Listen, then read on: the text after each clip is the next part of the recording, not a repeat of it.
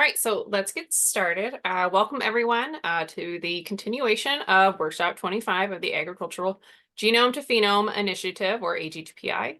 My name is Nicole Scott. I am the project manager for this project. And AG2PI is funded by USDA NIFA, or NIFA, however you pronounce it. So this is session number 3 of Scientific Computing and Data Analytics, a comprehensive toolkit for research. Recordings of the previous 2 sessions can be found at the AG2PI website, ag2pi.org. And you can also find recordings of our previous events on the AG2PI website. A couple of housekeeping items. We ask that you fill out the survey when you exit Zoom and put questions in chat. That's for both folks joining us in Zoom today and in YouTube. We will try to get to those questions when possible. And I'd also like to let you know that we have a workshop coming out next May, May 17th. This will be held by a group at Iowa State University who was a recipient of last year's AG2PI award from USDA NIFA. And that workshop will be titled Combined GWAS and TWAS using SVEN, which I hope they pronounce Sven. But registration is not quite open, but it will open soon. And to get us started for today, I would like to introduce Emmanuel Gonzalez. He is a PhD candidate in Dr. Duke Pauli's lab at the University of Arizona. His work focuses on leveraging plant phenomics, data science, and machine learning to investigate how crops respond to both abiotic and biotic stress. So Emmanuel, go ahead and take it away. Thank you, Nicole, and thank you to AG2PI for hosting our workshop. And I also want to thank everyone in the audience here for taking the time out of your busy schedules to be here today for our final session of the Scientific Computing and Data Analytics workshop. So just a little bit about the presenters in case you haven't been here for the previous sessions. We are comprised of graduate students, including myself and Brenda, engineer Jeffrey, and undergraduate researchers Emily, Bella, and Aditya. We are all part of Dr. Duke Pauli's lab at the University of Arizona, and we are part of the PhytoOracle team, which is a series of pipelines that are currently processing the world's largest plant phenotyping robots data. So previously, we've talked about the fundamental computational toolkit, where we discussed the basics of data science. We also covered the fundamentals of Python programming language. In session 2, we covered machine learning and data visualization. And today, what we will be covering is the application of your computational toolkit that you've developed throughout these series to the space of plant phenotyping. So to get us started today, I wanted to just briefly go over object detection in RGB images. So let's take a closer look at data collection and how it's related to machine learning and data science projects in general. Data collection is essential in machine learning. Now, the reason for that is because, as you might imagine, machine learning requires quite a bit of data to extract patterns, and it also requires quite a bit of human intervention, such as labeling, for example. We'll get into that in just a bit. But in terms of data collection, let's say we have a field such as the one here. In this field, we have a whole bunch of plants that are growing, and we want to collect some data. Perhaps we have a ground phenotyping platform, such as the Field Scanalizer at the University of Arizona, or we have a drone that can also cover the same area in which we can extract RGB imagery. Now, regardless of which of these platforms you use, there's going to be quite a bit of machine learning involved. Perhaps you want to identify and detect individual plants. You want to perhaps identify and quantify some sort of disease in your field. Maybe you want to assess canopy temperature or heights of plants. All of this can be done, but the first step there would be the collection of that data. Now, as I alluded to, a crucial part of machine learning is the labeling phase. So at the center here, we're looking at an animation of one of our team members labeling a set of images. Here they are placing a bounding box around each individual lettuce plant. And this is so that we can train a detection model to identify individual lettuce plants in our field. Now, on the left-hand side of your screen, here are some of the common pitfalls that you might run into. Perhaps you take your label data and you pass that through a classifier, and then you realize that your classifier thinks that a cat is a dog. And you might be wondering, why is this the case? Well, the reason why this is the case might be due to your labels. Perhaps there are some errors in those labels, and that is causing some confusion in your model. Now, taking a look at the right-hand side, there's this garbage in, garbage out paradigm. Here, let's start off with having garbage data, but the perfect model. In this case, we're going to end up with bad results. Now, let's say, on the other hand, that we have the perfect data, okay? But we have not the perfect model. In this case, we're also going to end up with bad results. So what this shows is that both data and the selected model are crucial in achieving the results that you might want in your machine learning project. Now, after having trained the model, perhaps we want to assess model outputs. So here are the results of those labels that you just saw being annotated live. And here is the model and what it is predicting. So here we have a series of images. We have all the plants that are growing in these particular plots. And we can see that the model has done a pretty good job at identifying all of the plants. However, you want to investigate the performance of the model, not only visually, but also quantitatively. So here, let's take a look at a very simple linear regression model, or I should say just a regression, and how perhaps we can underfit and overfit a model. So here, starting off at the center, we have a model that is fitting the data quite well. Okay, we can see that it is picking up on the trend that this is not linear, but that there is some sort of uh, you know, other trend in that data rather than just a hard linear line. Now let's take a look at just a hard linear line under the underfitting section. Here you can see that it's picking up somewhat of a trend, but it is not picking up this increase that we see at the end and also this curvature that we see. Okay, so this is a form of underfitting. It means that your model fails to capture the data patterns and it leads to poor performance. Now, taking a look at the right-hand side, let's take a look at this overfitting. Here we can see that the model learns the noise in the data, right? It's starting to pick up on these little intricate details. And rather than being a linear line, we see that it's picking up on quite a bit of noise, and perhaps this may result in a poor performance on new data. Now, this is very important because in the world of machine learning, we are very interested in seeing how these models perform. Now, that previous example was an example of regression, but let's say, for example, we are doing some sort of object detection, and we want to ensure that the model performance is the best that we can possibly achieve. So in order to do that, we use something known as loss. Now, what is loss? Well, loss is the error that our model has, and how we reduce that loss over time is using this idea of gradient descent, okay? Now, let's take a closer look at loss. Let's focus here on the right-hand side. Loss is supposed to reduce as we train our model. So the number of epochs here is at the very beginning of the training phase, and here is the very end of the training phase. So as the model is learning, we expect to see the loss reduce, and this is indicating that the model is picking up on the patterns within our data. Now, how do we actually reduce that loss? Well, let's take a closer look at the left-hand side here. This is what I was mentioning as gradient descent.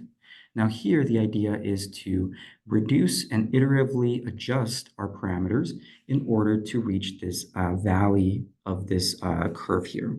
Now at this valley, we have the optimal hyperparameters, and we have the reduction, the best it's going to be, of the loss. Okay, so this idea here is very important because the loss is the error of the model. We want to reduce that down. We use gradient descent in order to do that. And we adjust our hyperparameters to ensure that we have reduced that loss the most that we can. So now you might be wondering, how does this fit into that previous discussion of under and overfitting models? Well, let's take a look at this right-hand side here. As I mentioned, the goal is to reduce down our loss to this valley here, at which point we are at the optimal loss. And in order to do that, we have to take tiny little steps down this descent. Okay. Now, if we overshoot it, we might, reach a situation where we have an overfitted or an underfitted model. And we can actually take a look at the loss plotted against epochs to see how those models might be overfitting or underfitting. Now, this is very important because we have to take a look at our validation and our training data set in order to assess this. Now you can see that as time progresses, our training continues to reduce in loss. However, our validation increases. Okay. Now keep in mind that training is the data that the model is actually using to train, whereas the validation is the data that we're not feeding into the model, and we're actually determining how we have to change hyperparameters. So by taking a look at the validation loss, we can actually determine that our model is actually overfitting and is no longer applicable to new data. Now, having thoroughly assessed our model's performance, now we can leverage our model in the realm of plant phenotyping. So let's take a closer look here at a case study. Let's say we have some RGB imagery and we want to deploy our object detection model. So here we've ran our model and we can see all of the plant detections shown as these red dots. Okay, now let's zoom into one of those plants and we can see our object detection model has identified that this is a plant and it has extracted that from our imagery. Now we can do some plant phenotyping and we can extract the canopy cover of this individual plant, the bounding area. Perhaps we may even want to go further and extract some color information. Okay, so all of this allows you to leverage your object detection model not only in identifying individual plants, but being able to zoom into your research subject, which in this case is an individual plant, and quantify traits such as the size or perhaps some color analysis metrics. Now, let's take a look at another data set. We have previously been talking about RGB images, but perhaps we also have some additional data, such as point cloud data. Now, yesterday, Aditya showed us what point cloud data looks like. We visualized that, and we're able to interactively view that point cloud. So now let's take a closer look here at our example. So we have our RGB imagery, we have the same plant that we discussed, and we have the phenotypes associated with that particular plant. Now let's say, for example, that we have associated data that is three-dimensional in nature, being our three-dimensional point cloud data. Now let's say we have plant X and we want to follow plant X in this three-dimensional data as well.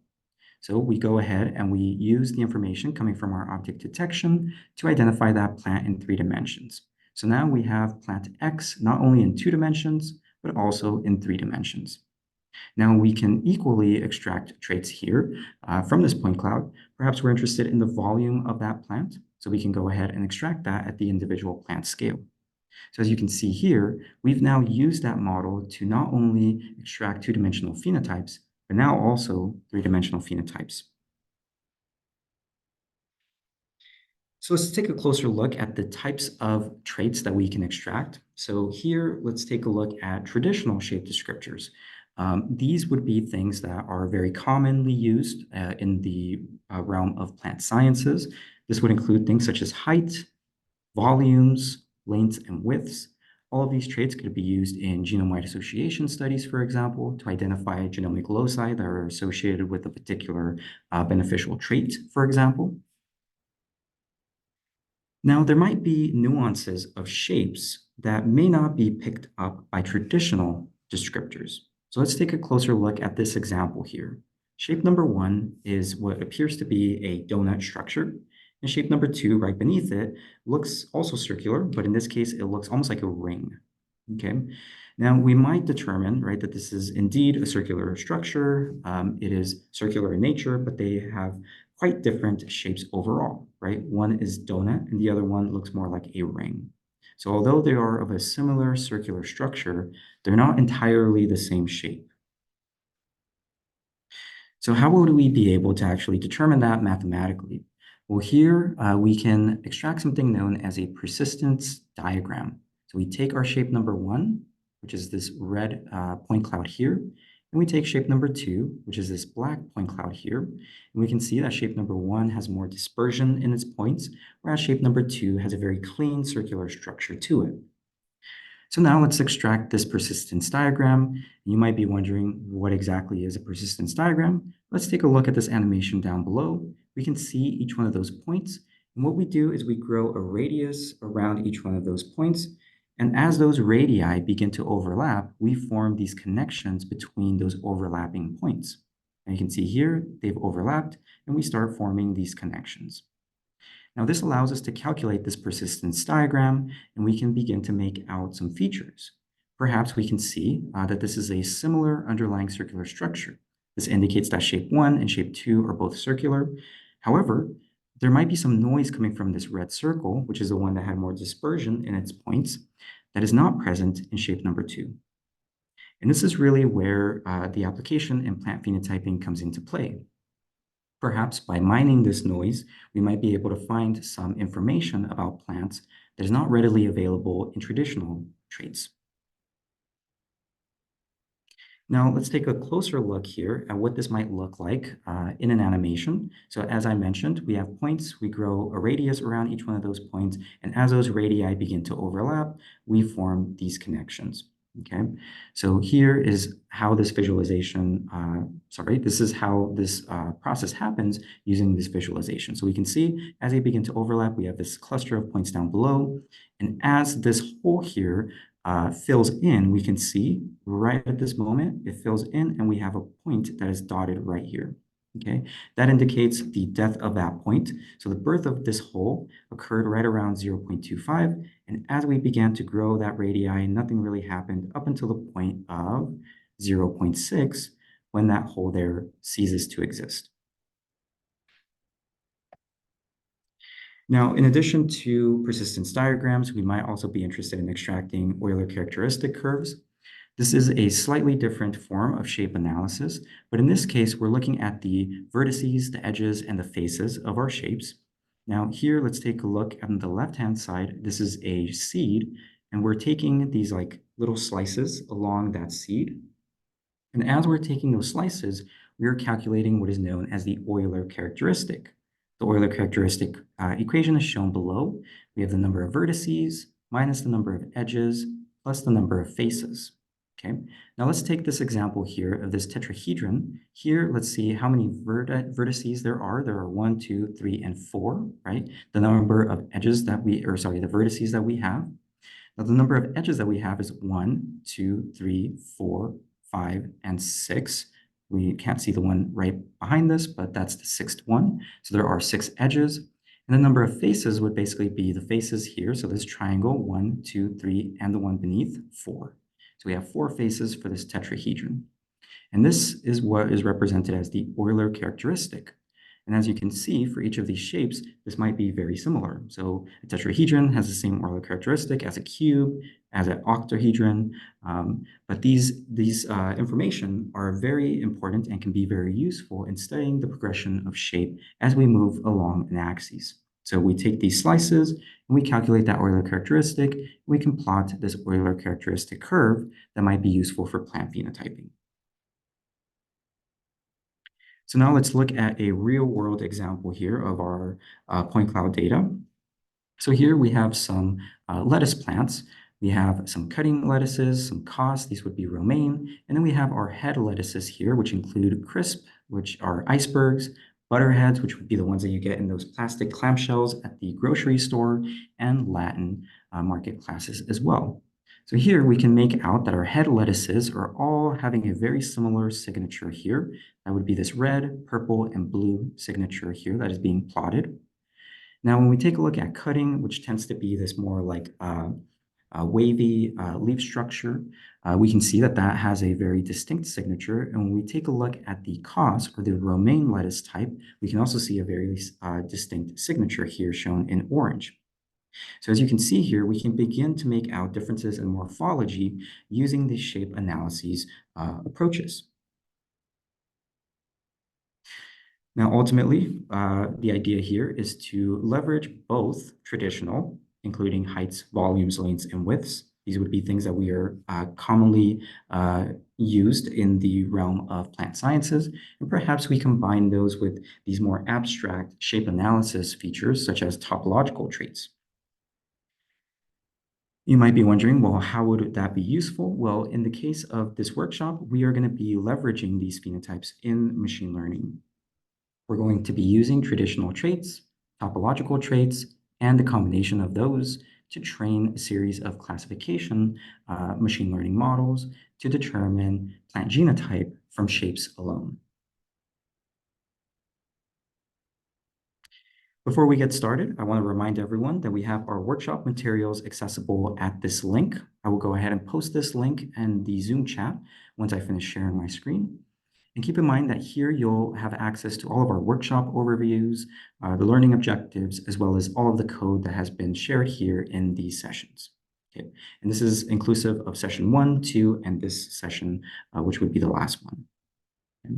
Now, before we get started with our sessions, I also want to remind everyone that if you have questions, please go ahead and post those in the Zoom chat. And if you are on YouTube, feel free to post your questions in the chat as well, and we will do our best to answer those as they come in.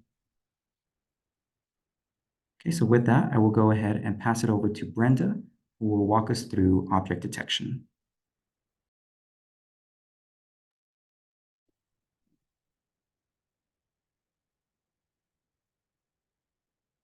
Okay, thank you very much, Emmanuel. I would like to check that you guys can hear me on the Zoom.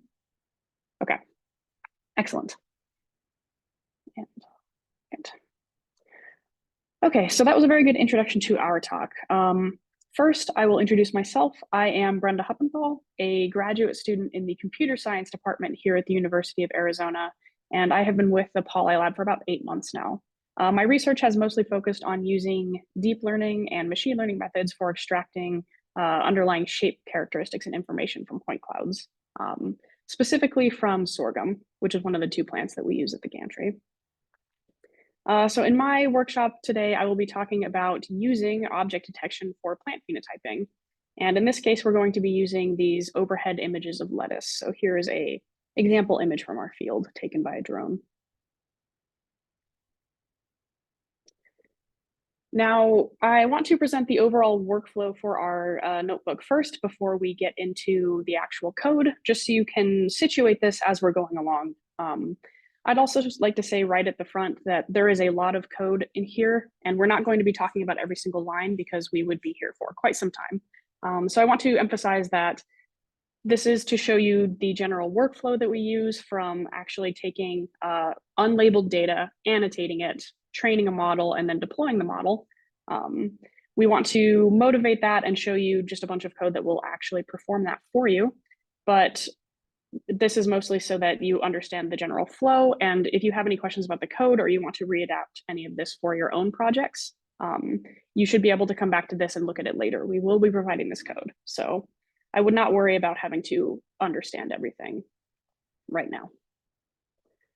Okay, so the workflow itself, first we're going to be talking about using Labelbox to annotate the image data set. So we have all of these images of lettuce, and we need to actually put bounding boxes on it so that we can then feed that into a model to detect it for us.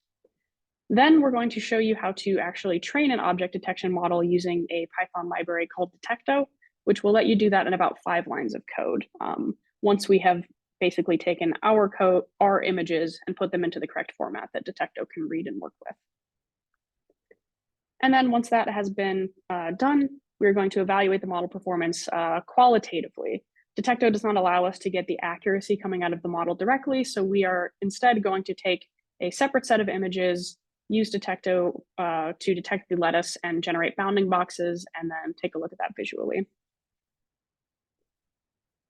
Okay, so in this first part, this here is just installing all of the libraries that we will be using in this notebook that Google Colab does not already provide.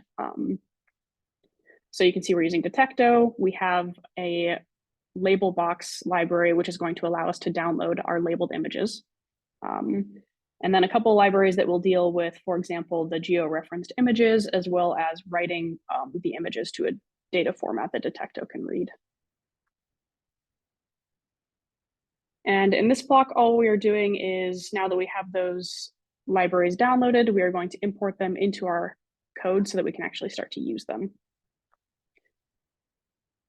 I have noted the ones that are particularly interesting and we will talk about as well later. For example, this VOC writer, which is going to let us change the file format to something that we can use.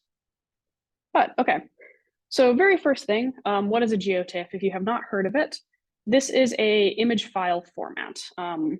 It is based off of a TIFF, and that is a tagged image file. And all that tag means is that you have your image data, which is some width, some height of pixels, with some number of color channels.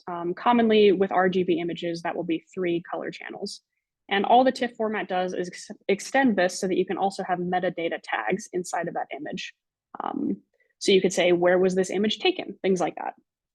GeoTIFF is simply going to extend this so that there are additional tags with georeferencing information. Now you can be adding information like, what are the bounds of this image with respect to Earth? And what kind of projection are we using to encode that information? And in this notebook, we use GDAL, which is an open source Python reader and writer for GeoTIFFs. Reader and writer meaning it can open the files and import that information into our code.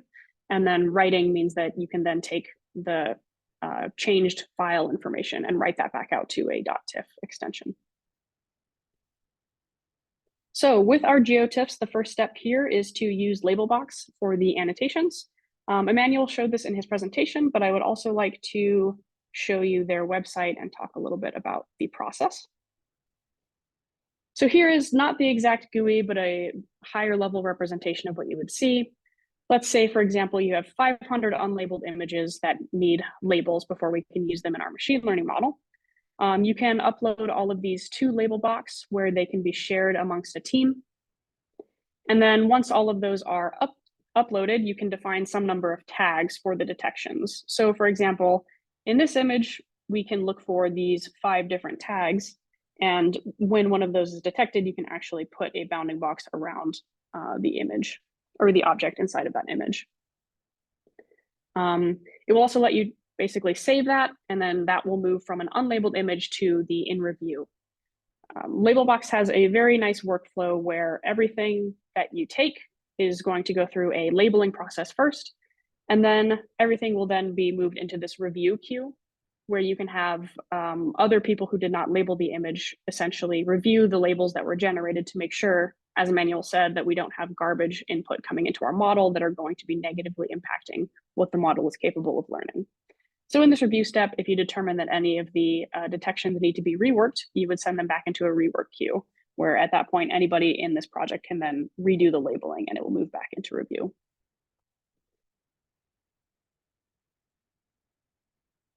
So Labelbox is what we used for this particular project as well, and it's very helpful. In this case, the first thing that we will need to do after we have actually generated all of the labels is get our Python script to communicate with Labelbox to go download those images and those labels to this local Google Colab notebook, where we can actually start to train the data with those. So in this case, we use this API key. Essentially, this is just going to identify ourselves to Labelbox by saying, we have this key that you generated with us and gave to us. So this is authenticating that we have access to this project. And we also provide a specific project ID that we would like to access. And simply all this is doing is going to Labelbox and telling me I would like to go access those images as well as the annotations of those images. Now, we also need to, it's very important when we are training machine learning models that we create different training, validation, and test sets. With very, very powerful neural networks like the one that we will see in this example, if you have any of the data that you plan to use as your test, which is testing the final accuracy of the model, if that is seen inside of the training set, then the neural network can learn to just memorize that image and the output. So if you are using your testing set data to train, then you can get an artificially inflated sense of the accuracy of your model. So you need to keep the test set completely separate from the training set at all times. And in this case, the only thing I would like to note is that we are using these list comprehensions. So we're going through the labels that we have from Labelbox and creating just a list of the URLs as well as the names, and then a dictionary that is going to associate the name of the image with the URL. And we're just going to make sure that this was not skipped in the process. There are some images that maybe there is a problem with them. There are significant shadows that would be negatively impacting the outputs. So we'll just make sure that we did not skip labeling these images, which would artificially make it look like there are no objects to be detected in that image. And in this case, we are also taking the opportunity to split our data into an 80% train, 10% validation, 10% test split, which is very common for machine learning models. Okay, so with all of that architecture set up, now we can actually go download those images from the URLs to our local system. And that is simply what we are doing here. In this case, we're using a progress bar with this TQDM library, which I think is very helpful when you have a process that you expect to take quite some time, but you'd like to be able to check in on its progress as it's downloading. So in this case, you just instantiate the bar, and then every time you complete one iteration of whatever you're interested in, you can then update it by 1. And here you can see the important part for downloading the images is here. We are using this wget Linux command that is going to go to this URL and fetch the image that is stored there. So I ran this earlier because it takes about 30 minutes, I would say, for this notebook to run to completion. But we can see that we downloaded these into 3 separate folders under this lettuce object detection. And we put them into the folders train, test, or validation. So taking a look here, what we had at that point were a list of PNG files. So I'll go ahead and show you what that looks like.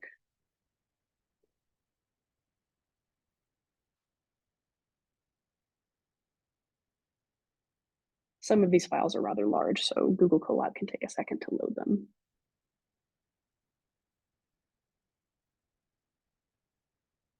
If it decides to.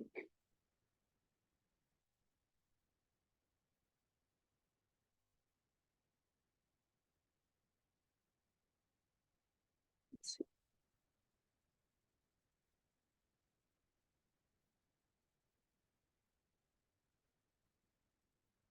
Okay, we'll be seeing an image of this that actually has the bounding boxes put onto it embedded in the notebook, so I won't wait any longer for Google Colab to finish this up. I'll close this tab.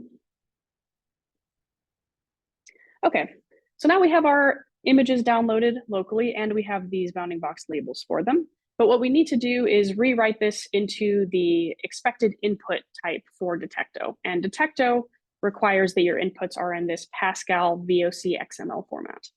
It's quite a few acronyms there, so I'll break this down. The VOC stands for Visual Object Class.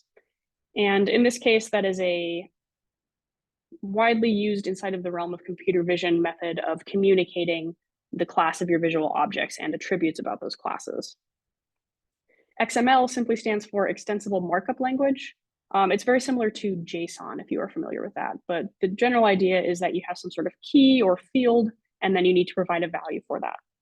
So we can take a look at an example of a VOC XML, a very simple one. So in this case, you can see that everything is wrapped up by this annotation tag. So for our image, we have these number of annotations. You can store information like the file name, the path to that file. We also store the size of the image in terms of width of pixels, height of pixels, and then the number of channels for the color. Most interesting, though, is that our bounding boxes are going to be stored inside of this object tag. So you can see that we have a name. In this case, the label that we are providing is the name, and it's going to be plant for all of them. If you have multiple different objects that you're trying to detect, the names would be specific to the object class. And we'll be storing the bounding boxes here as the range of the X and Y values for the box. And that is all we'll have. Some of these are more relevant to other computer vision tasks, so I would not worry about pose, truncated, difficult, etc. So that is what this block of code is meant to do. We need to take in our labels and then just create that VOC XML that has the object detections so that Detecto can actually read them. One interesting thing here that I don't believe we've covered yet, we're going to iterate through every single image in our data. And for every single image, we're going to wrap it in a try except block. So what try means is, please try all of the code inside of this block. And if at any point an error is thrown, you can come down to this except logic, which is going to handle that error, and then we can continue running. So in this case, if you have some problem downloading one of the files, like a URL is incorrect or it's been moved, you can, rather than crash your entire script and need to start from scratch, simply have it, for example, print out an error message that will tell you that there is a problem with this specific one, and then it will continue downloading files after that point. In this case, we are going to be basically just looking up the file name, getting the URL for that file, or the path for that file, excuse me, and then reading in the image with this cv2.imread call. We will be looking up the bounding box and the label from our labels that we downloaded from Labelbox, and then appending that to a list that is going to essentially just hold all of the detections for this image. Once we've found and appended all of the detections for that image to this list, we're going to actually write everything to the XML file. So here we can see that we are using this writer from this Pascal VOC writer library. And for every single object that we find, we just create a new object that writer is tracking, which gives it the label as well as the bounding box. And after we've gone through every single detection inside of our image, we will then just save that as the XML file out to this path as well. So we can see that after this was run, for every single .png image that we have, we also have this associated .xml file that has all of the bounding box information.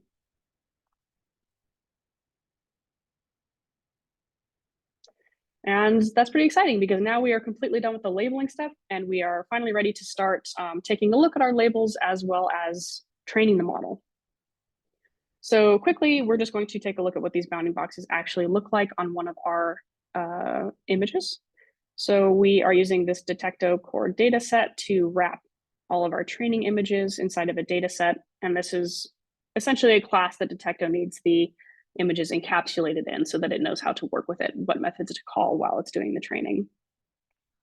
In this case, I am pulling the image, and the targets in this case would be the bounding boxes and names from that data set for one of the images, and using a library function from Detecto to show them. So we can see here that we have these images. We have a box around all of the detected lettuce that came from our labeling, as well as it's printing out the name plant for the box. Okay, so now we're ready to start training our object detection model.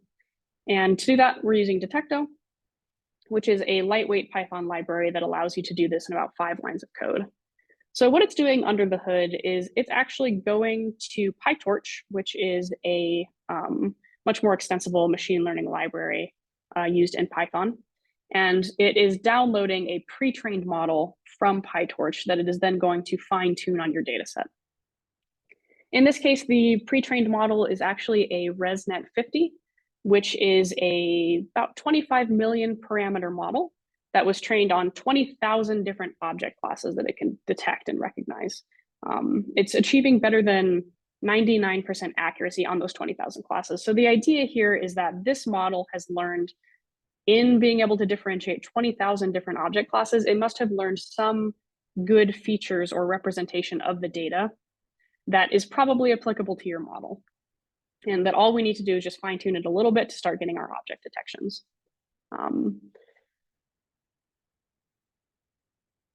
If you were to want to try to design your own architectures, I would not recommend going with Detecto because it is just this pre-trained model. You can't really tweak it, and it's rather limited in the feature set. There are various things that you can change about the training in the hyperparameter tuning, but the model that you get is the model that you get, and you can't really change that.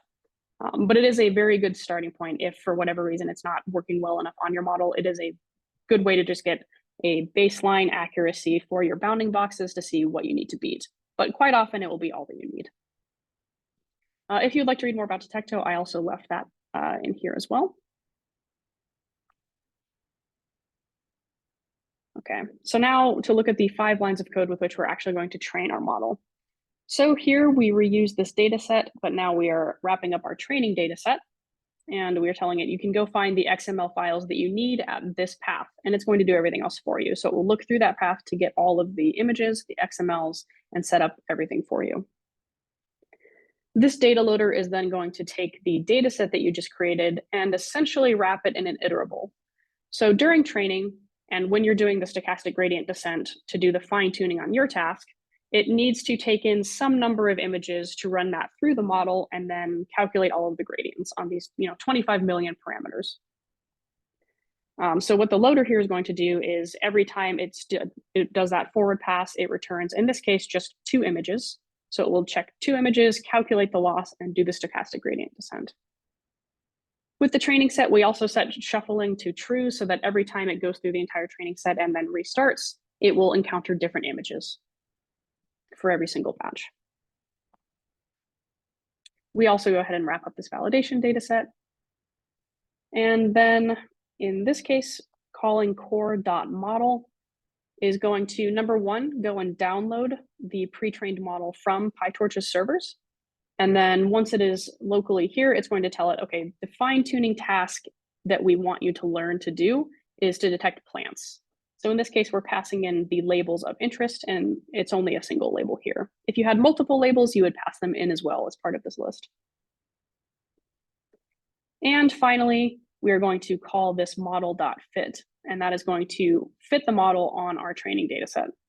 So we pass in the training loader, we pass in our validation data set on which it's going to calculate the loss so that we have some idea of how well it's performing.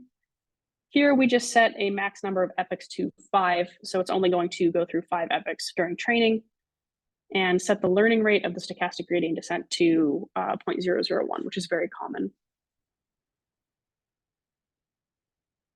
And I ran this earlier. This takes about 15 minutes over 5 epochs.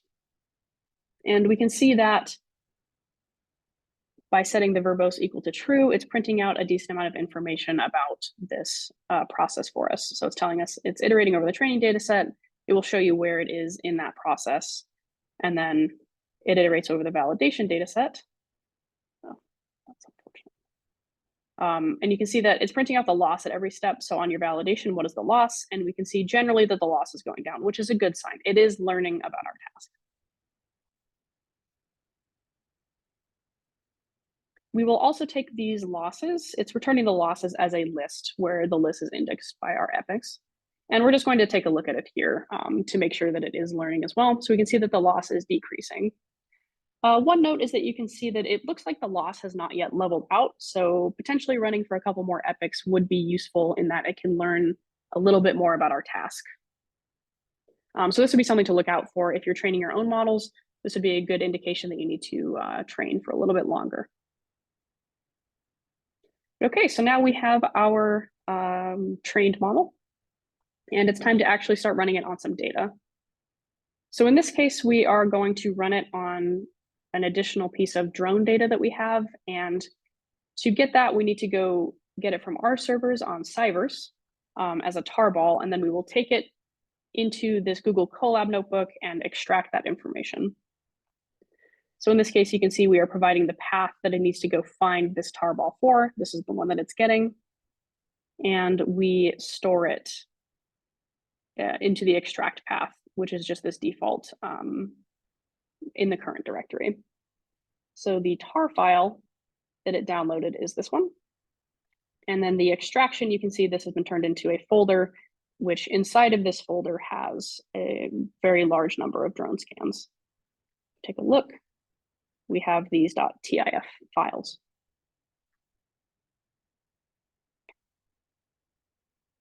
And now, because that is a very large number of files, we're just going to filter to get a subset of them to run our experiment on. This might look a little scary because what we're doing is pattern matching with these regular expressions, but I hope I can demystify this a little bit. So the first thing that we are doing here is we're getting a list of all of the .tif images. So we're using this glob library, and we are giving it this data path and telling it to look for a sequence. Now, the sequence that it is looking for is anything that matches this pattern here. And this pattern simply says, okay, wildcard/wildcard. So we don't care what the folder name is, and we don't care what the file name is. They're both wildcards. They could be matched with anything, including with nothing. And the only thing that we care about is that it is a TIF file.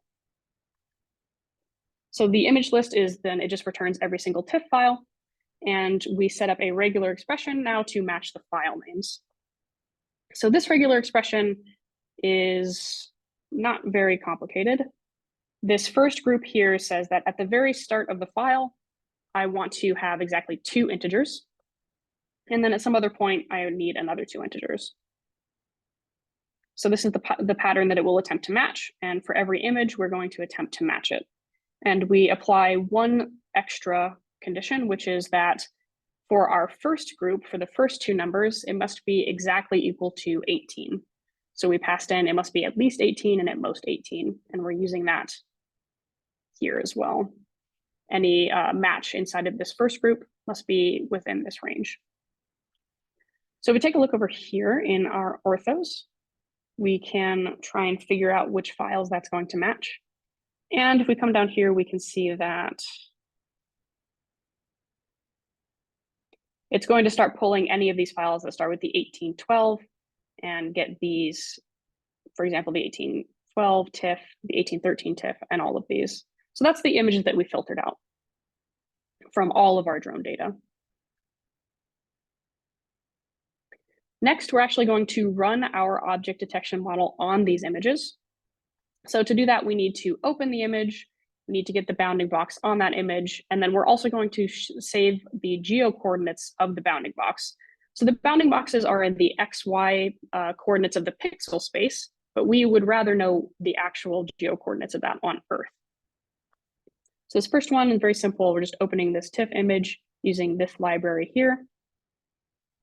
This is the piece of logic that is going to convert our pixels into the geo coordinates and return this latitude and longitude. This code here is simply taking the box that we pass in, which is a list with 4 numbers, and it's going to give us back the X's and Y's associated with those. And then the process image is going to contain all of the logic that's needed for every single image. So this will be given a raw image. We are going to run inference on it using our model, and then we are going to output, for example, the latitude and longitude and the values for all of these bounding boxes. So let's dig into this just a little bit. So we are going to just rename some of the images by doing this replace. You'll see when we actually run this that we're going to be printing out some information just so that we can see which ones it's using. So we print out the name of it, open it, and then we're also opening up a data frame with pandas to store some of the information. Now, once again, we're going to put this in a try except block so it doesn't completely crash our code if something were to go wrong. We first get the prediction by passing in our image to this model and running inference. And then the result of that is these predictions. It's going to give you the labels, the boxes associated with those labels, and then a score. The score is essentially a label from 0 to 1, which is how confident the model is that this prediction is correct.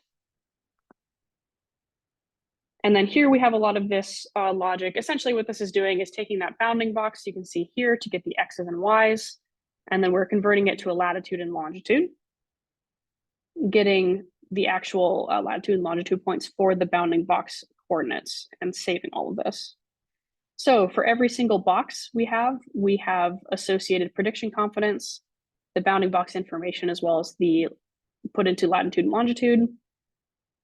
And you can see that we also calculate a bounding area, which is just the square of that box on the field. Okay. So with that done, we are going to, for every single image in this filtered image list, process the image, and it's going to return this data frame, which has the information that we're interested in. And we can see that, as I said, it's going to be printing out some information for us. So the image that it was processing in this case is 1826. We can see that it decided to print out the scores, so we can see generally how confident it is and how many predictions it had. So for this image 1826, we have some where it is extremely confident, above 99%, that it actually got this prediction correct. You can also see that it has some spurious predictions. So it has maybe a 9% confidence, a 5% confidence. So we'll want to deal with those at some point. We can also show what the prediction confidence distribution is across all of our images. And that's what we're doing here with pandas. So we get from our data frame, we set these prediction confidences and we're going to get them as floats, and then simply use Seaborn as the plotting software that is going to plot out this as a histogram for us. So we can see that there are about 400 predictions across all of our images where it is very confident that it found the bounding box. And then it drops off very, very steeply before coming up again to some very low prediction confidence bounding boxes. And in this case, it looks like what we'll want to do is set some sort of threshold in here so we only take the ones that it's very confident about and ignore the rest. That's very simple to do with this data frame. So with pandas, we simply say, okay, for all of the prediction confidences, we want to only keep the ones that are greater than 95%. And then we have, after we have cut out all of the ones that are less than that, we can actually take a look at these bounding boxes.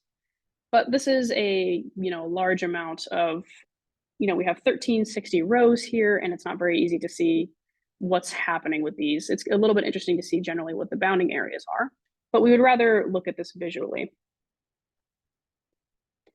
So the first thing that we will do to do that is, because all of these 18xx files are in the same area on the field, what we're going to do is actually take all of the individual images and merge them into one large image. And then we're going to visualize our boxes on that merged image. So in this case, the merge geotiffs is the function that is going to take in a list of files and just compile that down into one output file. So for every image, it needs to open it, and then it will have to figure out essentially how these fit together. And that's pretty easy to do with rasterio here. Second, once we have this big mosaic image, what we need to do is take all of our boxes and we're going to draw them onto the image. So this is also a lot of logic to do that. The idea is not that complicated. We simply need to open up this mosaic file and then set the bounds for the box. You can see up here that we also need to tell it what the projection and other information about the latitude and longitude. And then once we have these boxes written onto the mosaic, we can then take that small area of the mosaic out, and we're going to calculate a triangular greenness index on that individual plant detection. So here, this is the logic that is going to perform the clip. So we can see that we have these, again, we have this bounding box, which is the bound of this particular lettuce. So we're going to clip that one out. And then inside of that, we will get all of the red, green, and blue pixels as different channels. So while you have these generally as, you can think of them as layers in our image, we will take these bands and then calculate a triangular greenness index with them using this formula here. So this is a comment that shows generally what's happening. You can see that, so we're using our red band, our green band, and the blue band together. And if any of these are less than 0, it is not a valid triangular greenness index. So we're going to just clip that value out down to not a number. We'll also add this to our data frame so that we have it to use later. And we're going to basically perform a nice little trick where on the bounding box, rather than just having a single color bounding box for every single detection on the image, we're going to color the bounding box by the triangular greenness index, which is just a nice way that you can look at the entire mosaic and intuitively understand, based on the colors of the bounding boxes, what the distribution of the triangular greenness index values looks like. Okay, so that's a lot of describing the code without being able to see the output, but this is the actual output of that. So you can see that these 18xx plots have all been stitched together, the individual rows, into this one big mosaic. Close this on the side so we can see it a bit better. So the bounding boxes are these boxes around the lettuce, and we can see that this is performing very well. I do not see one that looks like it was not captured here. Now, the colors of the boxes indicate the triangular greenness index, and over to the right, we have this scale, which shows you the minimum value red is a triangular greenness of 0.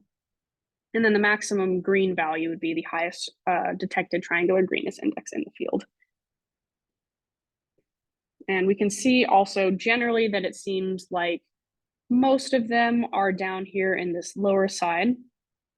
And we have some of them that are very, very, very low triangular greenness index. And unsurprisingly, those are the ones that seem to be darker on our image as well. Now, because we have all of this information stored inside of a data frame, we can also generate plots like histograms or some of the other ones that Aditya was talking about yesterday. So in this case, the first thing that we can look at is a histogram of the triangular greenness index.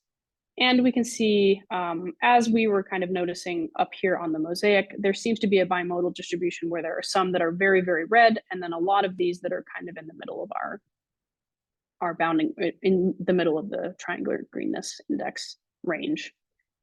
And that is also held up by this histogram.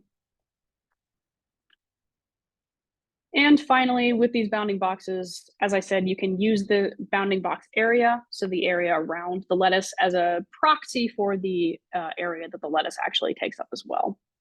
And in this case, we can see that it does seem to be normally distributed, maybe a little bit of a heavy right tail in this case. And that could be something else that would be useful for working with this phenotypic data. Okay, that is what I have. Thank you very much for your attention.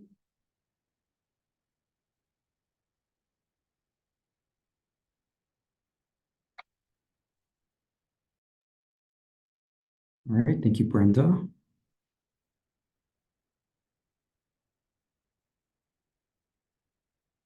Just a second here while I get my screen set up.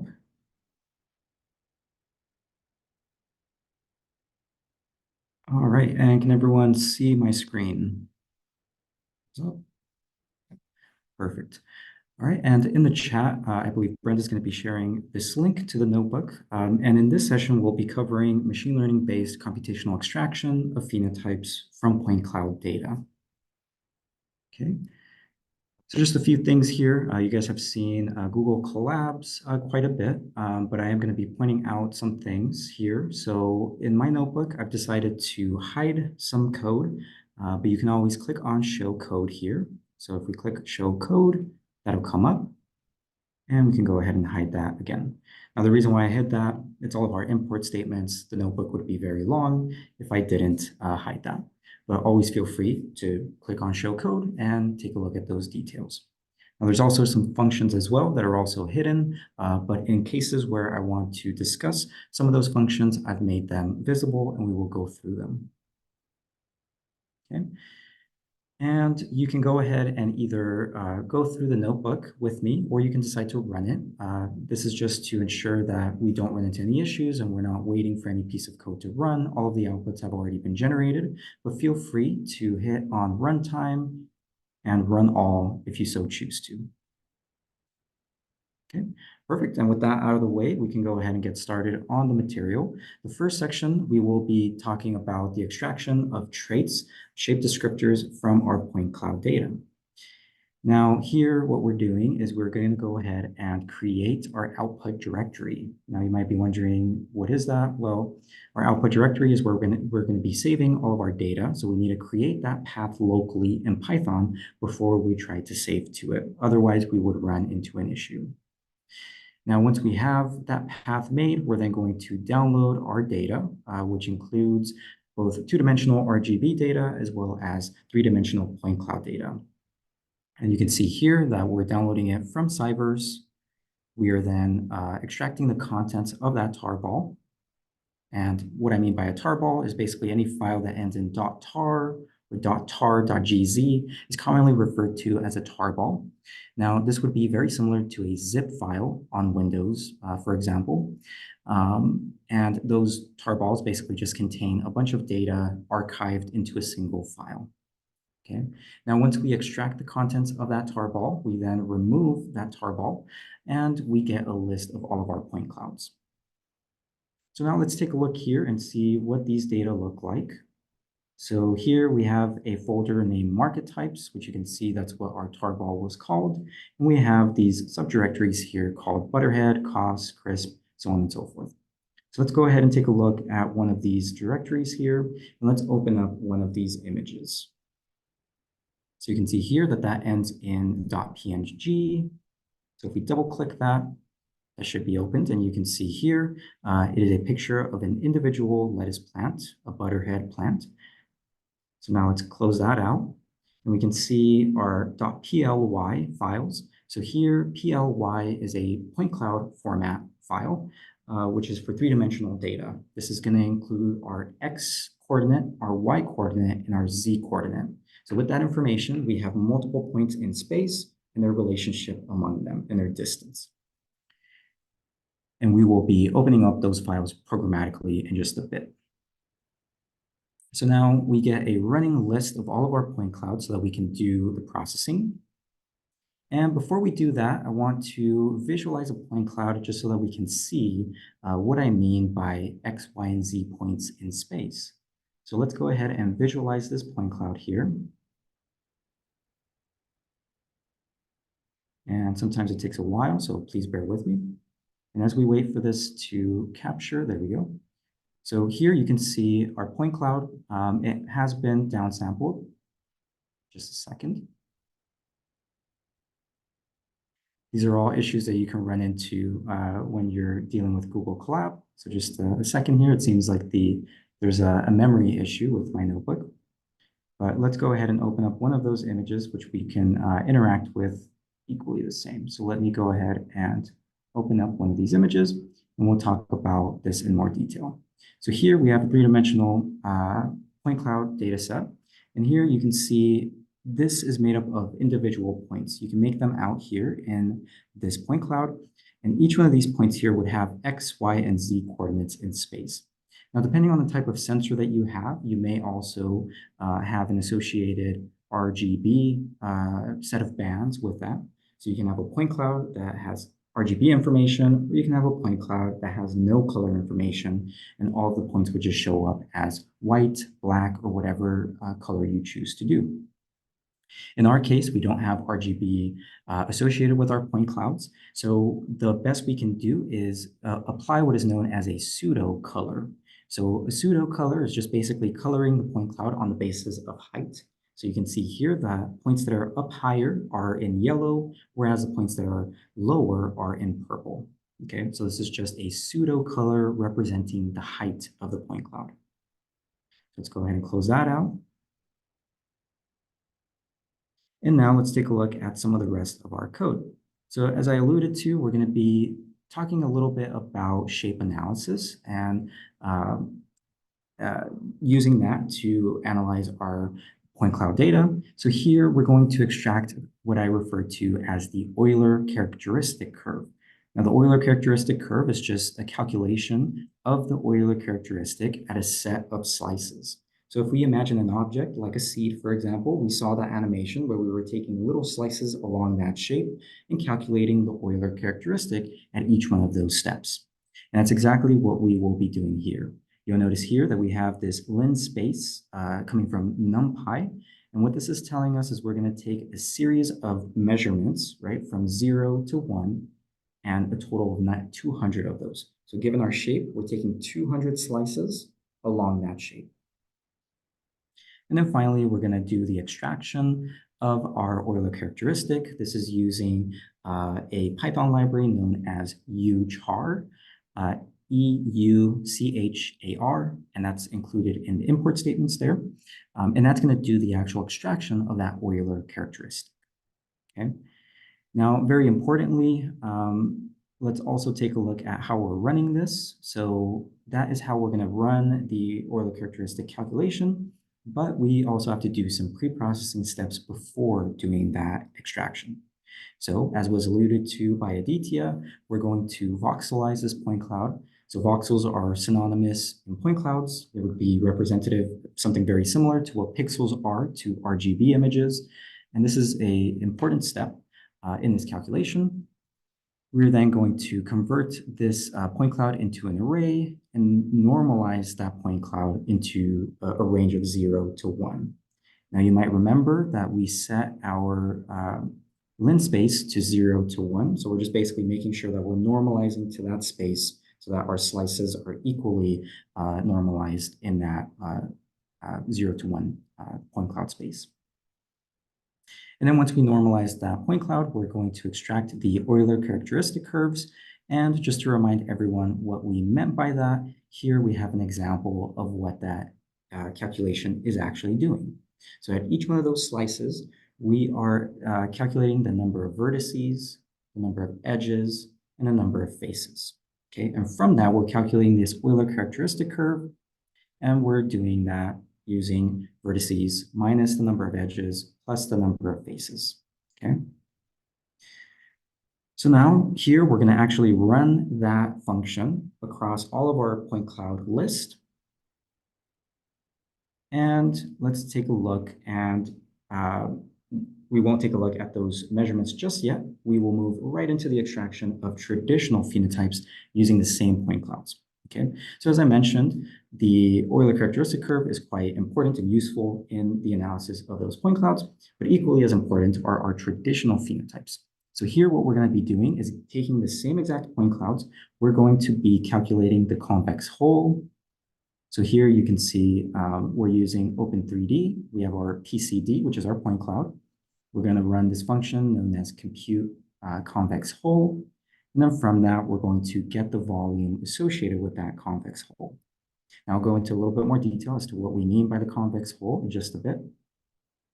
And here we're going to do something very similar to get the oriented bounding box, the axis aligned bounding box, and lastly, some of our bounds. So this would represent the minimum, the maximum of all of our axes, including the X, the Y, and the Z.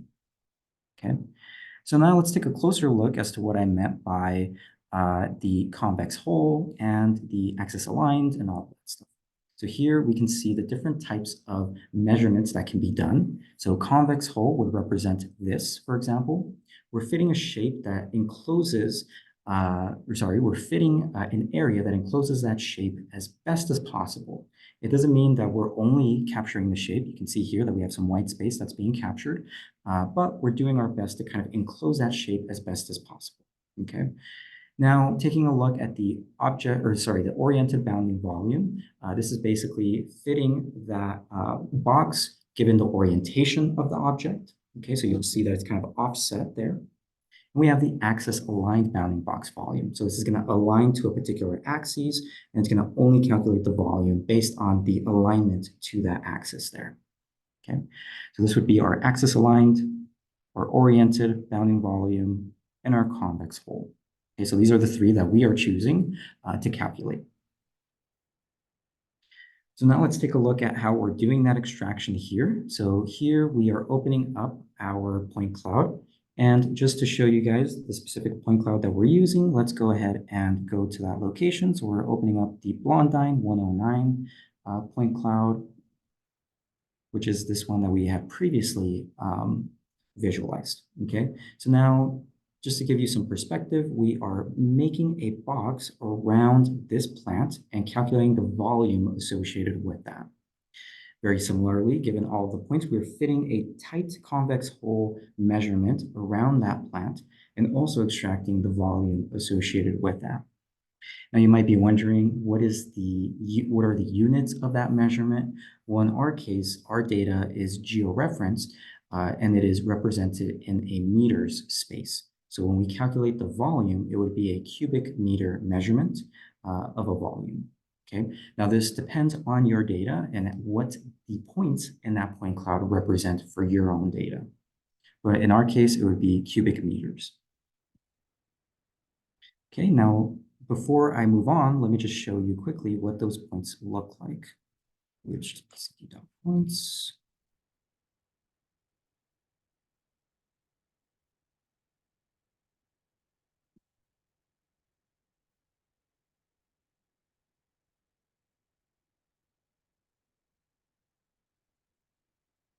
Okay, and here you can see all the points associated with our point cloud. Here is our x coordinate, our y coordinate, and our z coordinate. So basically, all a point cloud is an array made up of just x, y, and z coordinates. And you can see here that these are very large numbers. These are representative of a UTM coordinate space, which is a geographical coordinate space representing meters. So I just wanted to show you that before we move on. And that's how we're able to calculate this convex hull volume, the bounding box volumes as well. So here we can see a printout for a particular point cloud, what those values are. Now, just to remind you, this is representing in cubic meters. Okay? So now that we've extracted both the topological and the traditional traits, let's take a closer look at visualizing these measurements. So we'll start off by visualizing the Euler characteristic curves.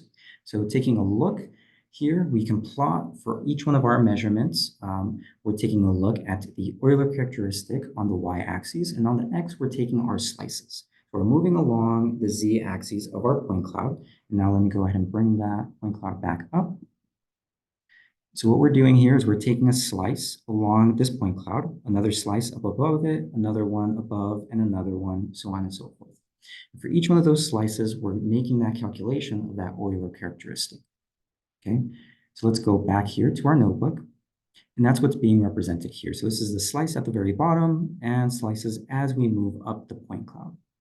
Now here, type represents the market type of lettuce. So here we have butterhead, crisp, cutting, Latin, and cos. And we'll get a closer look at what each one of those look like. And here we're just plotting, like I mentioned, the Euler characteristic. And we can see here, when we plot that out, we can see that the cost here is much higher as compared to some of the other groupings down below here. Butterhead, cutting, and crisp, which we previously said were our head lettuces. They form a head very similar to an iceberg lettuce. And now down below, we can see our Latin being also very different than before. So this is plotting very similar data to the introduction presentation. We can start to make out these like minor differences between morphologies here. Now, it might be difficult to visualize this because we're so zoomed out. So let's take a closer look and zoom in just a tad. And here we can make out some of that data. Okay, so here we can see our romaine or our cos lettuce type is very morphologically distinct. And we can also see that our Latin is also very distinct as well. Now, kind of grouped here together, we see blue, yellow, and green, blue, yellow, and green here, which form our head lettuces, which would have a very similar morphology to each other. So now that we see some of the differences there using the Euler characteristic curve, we've seen what an Euler characteristic curve looks like. Let's take now a closer look at the traditional phenotypes that were also extracted. Okay, so here we are just running the extraction of those traditional phenotypes, and we are removing some outliers. If you want to take a closer look at that information or those functions, feel free to click on Show Code up at the top of the notebook. And then once we do that, we're able to visualize the data. Okay, so let's go ahead and visualize that data now. So here we are taking a look at the days after planting. So this is a time series data set. And we're taking a look at the whole volume for these particular lettuce types. So here I realize that this should be type, not genotype. So let's take a look. We can see cos, which would be our romaine lettuces, would have a very larger structure as compared to something like our head lettuces. Okay? We can make out that trend over time. So you can see here using point cloud data, right, we're able to get a very useful measurement of yield, for example. With lettuce, our yield is basically our above ground biomass. So in this case, given that for lettuce, that is the case, we can extract that information out and basically get a measurement for our yield across time.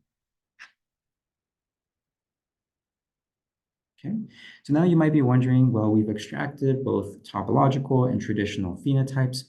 So what? We can make some plots and they look kind of cool, but what is the biology behind it? What can we do biologically? What can we do in the computational space? So now let's take a closer look and apply some dimensionality reduction to these to these measurements to see whether or not we see any groupings, okay? So in this section, we will run principal component analysis, also known as PCA, on both our topological and our traditional phenotypes. Now, same as before, there's this show code here for some of the functions that are going to be running on the back end. If you want to take a closer look, feel free to hit show code, and you can make out some more information as to how we're running the PCA, for example. But in this case, we're just going to go into it. And if we have some time, we can come back and see the details of that code. Okay, so here what we're doing is we're basically extracting out all of our information, and we're kind of cleaning up our data frame so that we can do this analysis a little bit easier. So let's go ahead and see what is in this temp.df.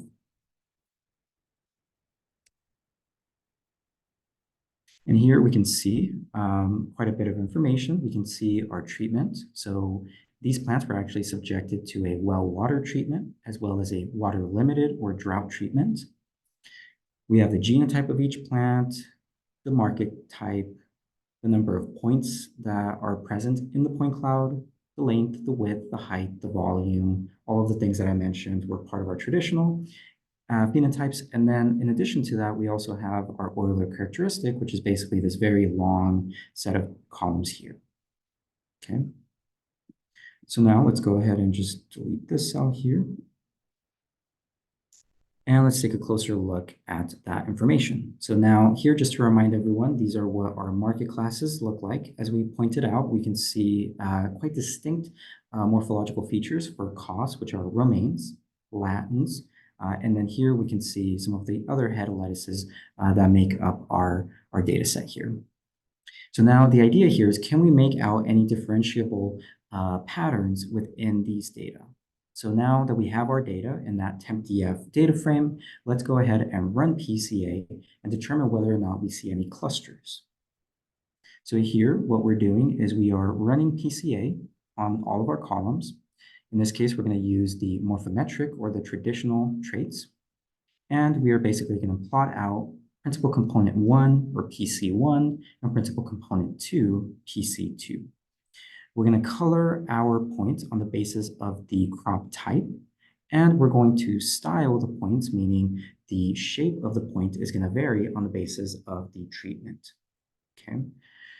Now, the data that we're feeding into it is going to be our result DF, and we want a scatter plot of this data. Okay, so now let's take a look. Here, in addition to our plot, we are then going in there and adding some more information. We're going to plot out we're going to label our axes not only as PC1 and PC2, but we're also going to place the explained variance from each one of those principal components. Okay, now the explained variance is basically for each one of our dimensions. We want to understand how much of the variance that particular principal component explains. Okay, and now we're just going to place a horizontal line, H line here, and a V line for vertical line at 0 and 0, just to make out basically that origin there.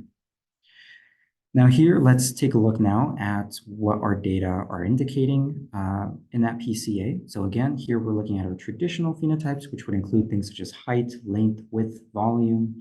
And now we can see that PC1 explains about 87% of the variance, whereas PC2 explains about just over 9% of that variance. Now, taking a closer look here, we can see a few groupings. Up above, we can see green and blue, which would correspond to our cutting and our crisp, both of which are very head lettuces in nature. Over here, we see another cluster where we have our butterheads, and we also have some mixture where we have some cutting and some crisp. So we see kind of like some mixture between these two groupings here. Down below, we can see this is primarily coming from our cos or our romaine lettuces. Now again, romaine would have a very different morphology as compared to something like a butterhead, for example. Romaines are very tall, they grow up instead of out, and they don't form a head. So they don't form a ball of leaves, they basically form their leaves up. So they have a very different morphology as compared to some of these other lettuces. And we can see that they're being clustered out kind of here down at this lower bottom left quadrant here. And you can see here, we seem to have an outlier. That's a blue point, meaning that it's part of our cutting, and it's under the most severe water treatment. Now, this could be an outlier, or this could be an interesting trend that we might want to follow up on.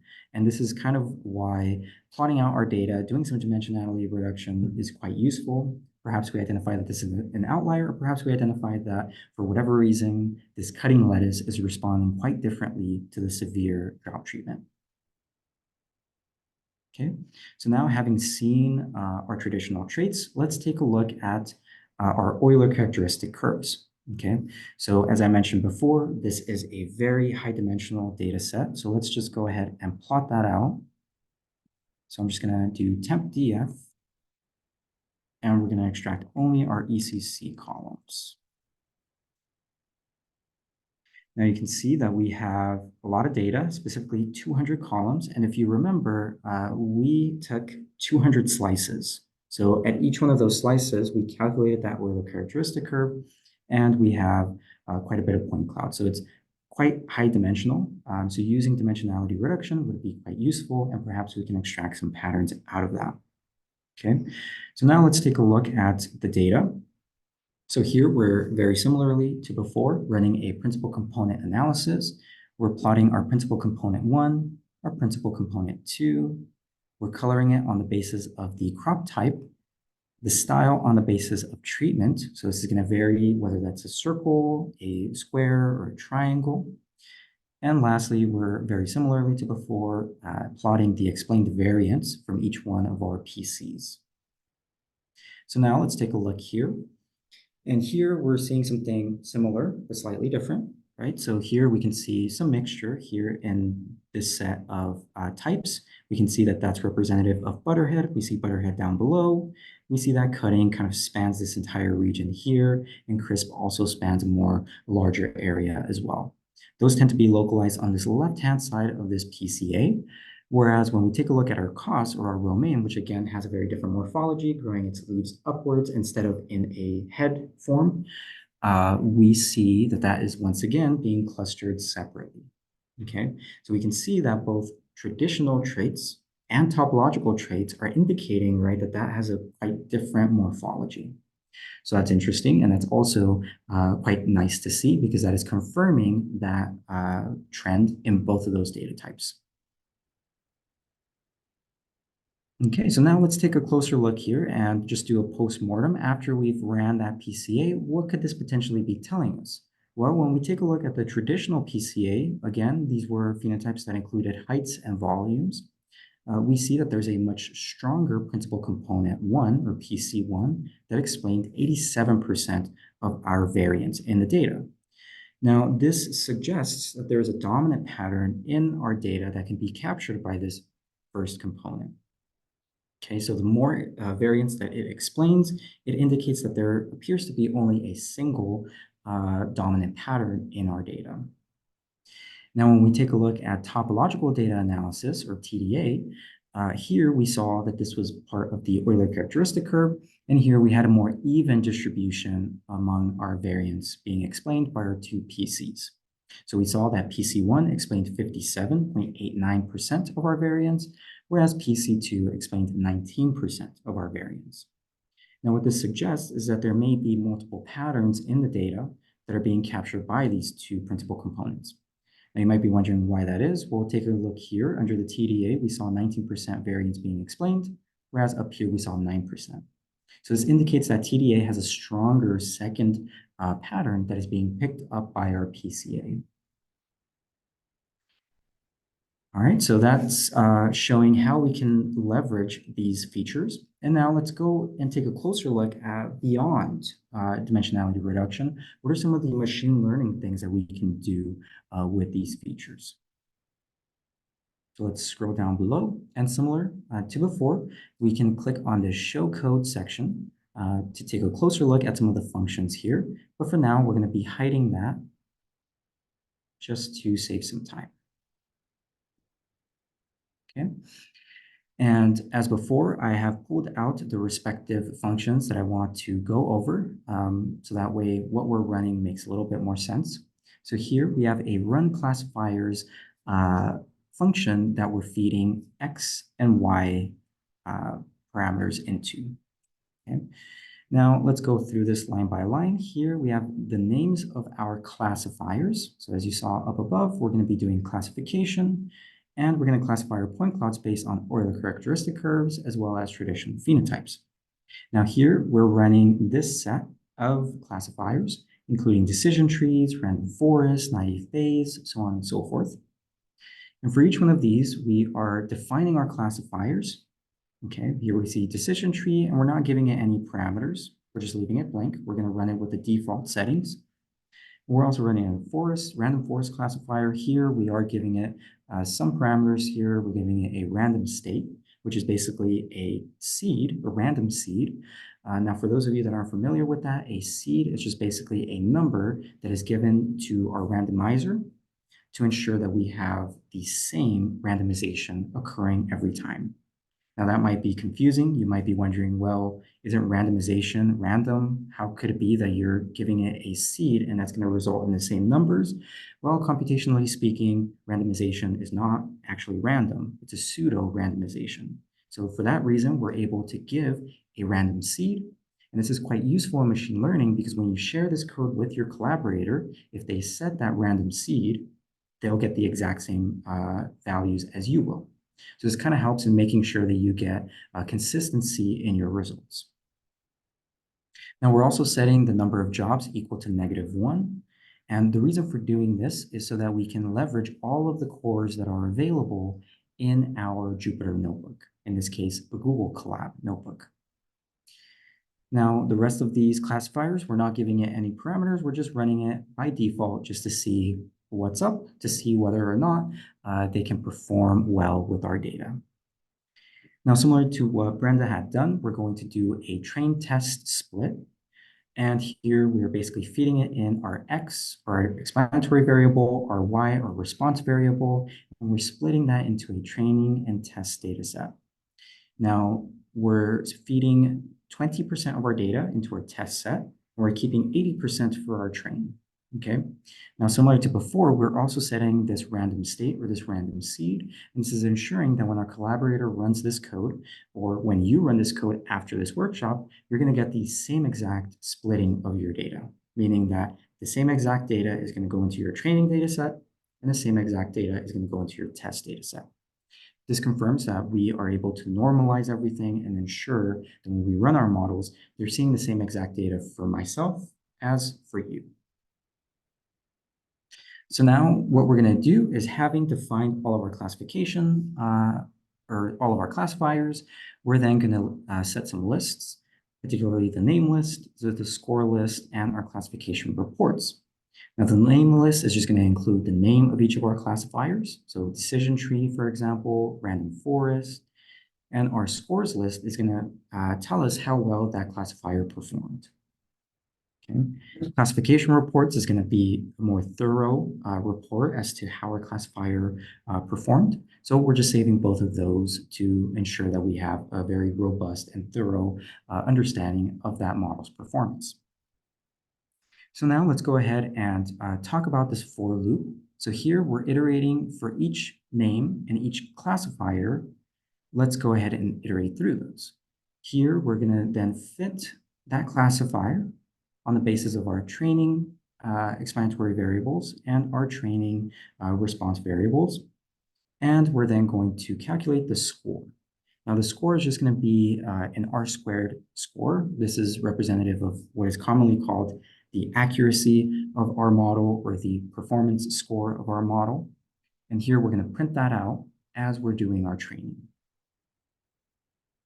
Now, what we're going to do as well is we're going to predict our response variable on the basis of our test data set. Okay, and here we're going to save that into our Y prediction variable.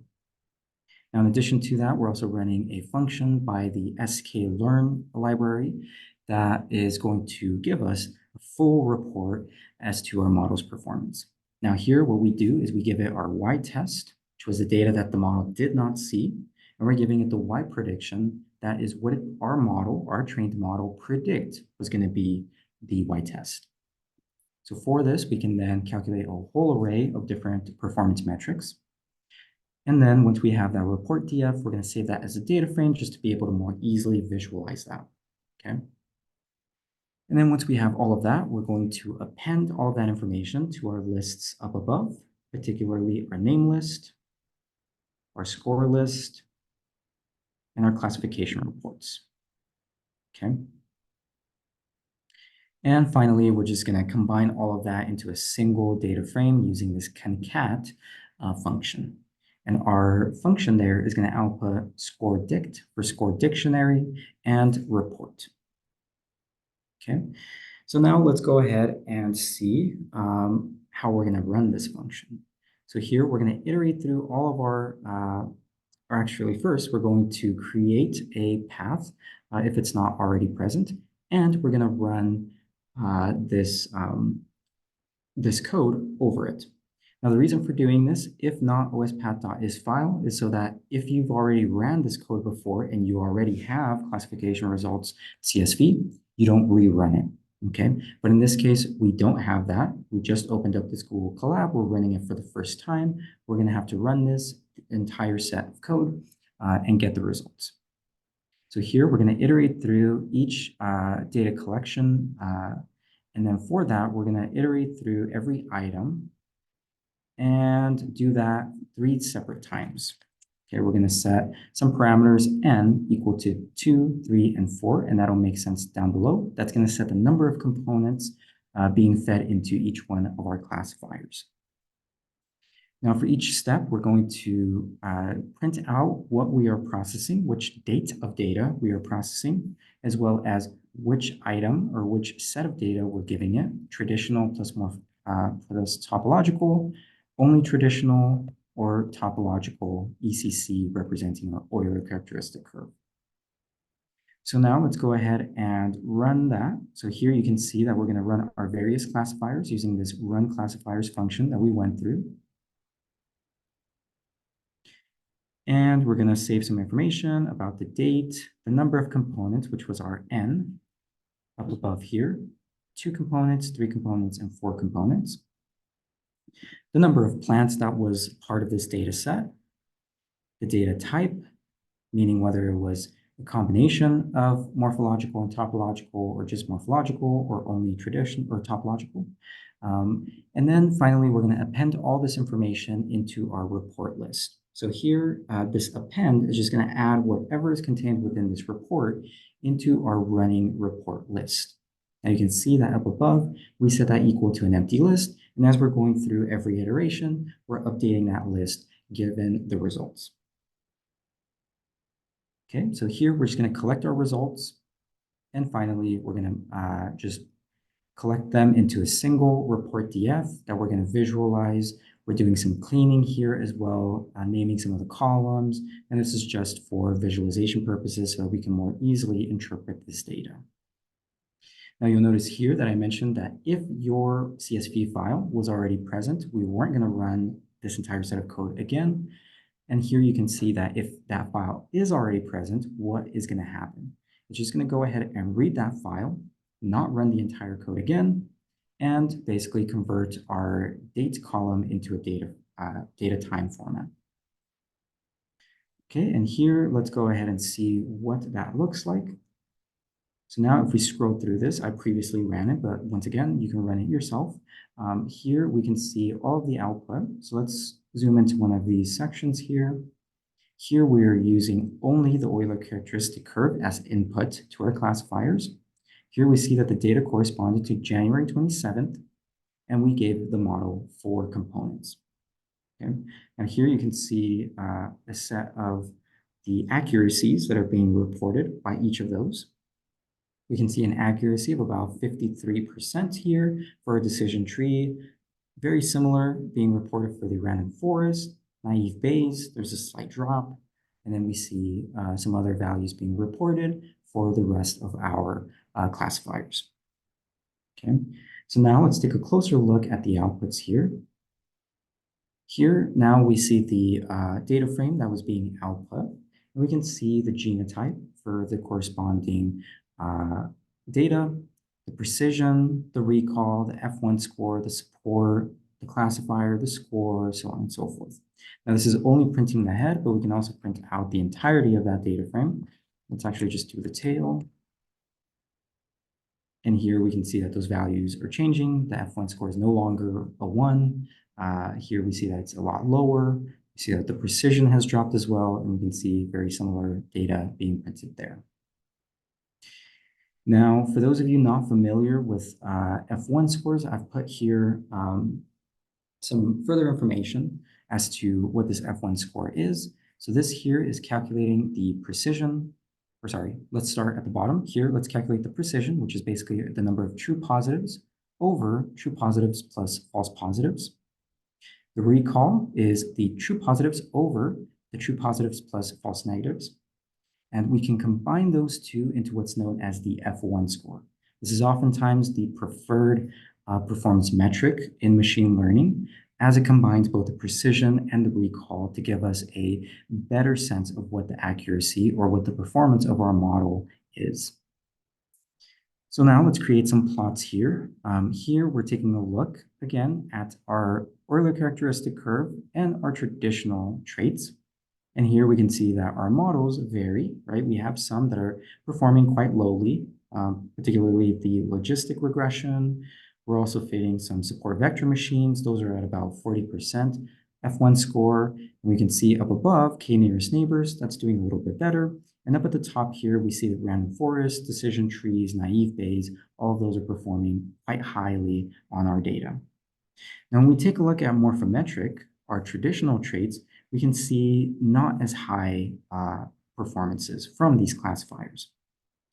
When we take a look at topological Euler characteristic curves, we see something very similar to using traditional traits by themselves. So what this is indicating is that our traditional traits and our topological traits, although they are useful in and of themselves, when we combine them together and feed them into a classifier, that causes our classifiers to increase in their performance. Now let's take a closer look here at some of the other metrics. We can instead plot out our precision. And let me go ahead and actually update this. And let's plot out our precision instead so that we can see what that's looking like. And here, just to kind of go over how we're plotting that data, we have our x equal to our date. So that's going to place our time series along the x there. We're plotting our precision on the y. We're coloring it on the basis of the classifier. As you can see here, each classifier has a different color. The column, meaning the columns here, are on the basis of the data type, whether they're a combination, topological, or traditional, or topological. And then we're telling it which kind of plot we want, our line plot. Okay. So here you'll notice we're then doing some rotation of our xticks labels just so that they visualize nicely. And then we are renaming some of our row and columns there. And then we're setting our y label to be precision because that's what we fed it as our y. Okay. So here we can visualize both our F1 score as well as our precision. Okay. Now you might be wondering, why didn't we do this interactively? Aditya had mentioned some interactive visualizations. For the purposes of this notebook, I decided to just do non-interactive visualizations, just so that we can, more efficiently visualize the data. As you saw at the beginning, the notebook was struggling to actually visualize and went dark for a bit there. Those are some of the issues that you commonly run into when using Google Colab notebooks. So in some instances, although you might want to use interactive visualizations, it may be more efficient to use non-interactive visualizations to ensure that you don't run into any issues there with your notebook crashing or things of that nature. Okay, so that concludes our last session for today on the analysis of traits from both point cloud data using traditional and topological traits. So now I will stop sharing my screen and we will see if anyone has any questions.